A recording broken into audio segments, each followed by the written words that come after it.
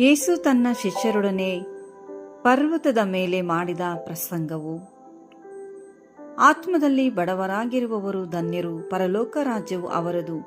ದುಃಖ ಪಡುವವರು ಧನ್ಯರು, ಅವರು ಸಮಾಧಾನ ಹೊಂದುವರು. ಶಾಂತರು ಧನ್ಯರು, ಅವರು ಭೂಮಿಗೆ ಬಾಧ್ಯರಾಗುವರು. ನೀತಿಗೆ ಹಸಿದು ಬಾಯಾರಿದವರು ಧನ್ಯರು, ಅವರಿಗೆ ತೃಪ್ತಿಯಾಗುವುದು. ಕರುಣೆಯುಳ್ಳವರು ಧನ್ಯರು, ಅವರು ಕರುಣೆ ಹೊಂದುವರು. ನಿರ್ಮಲ ಚಿತ್ತರು ಧನ್ಯರು, ಅವರು ದೇವರನ್ನು ನೋಡುವರು.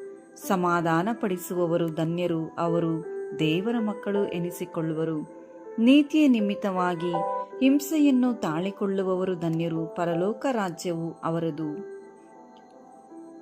ನನ್ನ ನಿಮಿತ್ತವಾಗಿ ಜನರು ನಿಮ್ಮನ್ನು ನಿಂದಿಸಿ ಹಿಂಸೆಪಡಿಸಿ ನಿಮ್ಮ ಮೇಲೆ ಕೆಟ್ಟ ಕೆಟ್ಟ ಮಾತುಗಳನ್ನು ಸುಳ್ಳಾಗಿ ಹೊರಿಸಿದರೆ ನೀವು ಧನ್ಯರು.